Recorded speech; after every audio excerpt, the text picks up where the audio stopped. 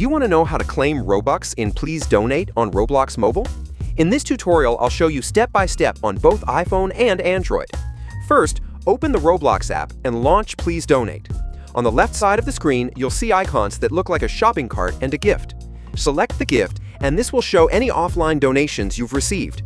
If people sent you Robux while you didn't have a stand set up, they'll be listed here. Tap the envelope icon in the top right, and you'll see the donations made while you were offline. To claim them, simply press Claim, and those Robux will be added to your account.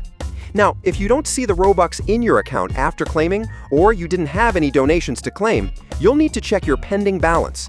Close Roblox, open a browser, and go to roblox.com. If it asks, choose Continue in Browser and log into your account. In the top right, tap the Robux icon next to the gear, then select My Transactions. Scroll down to Incoming Robux and choose Pending Robux.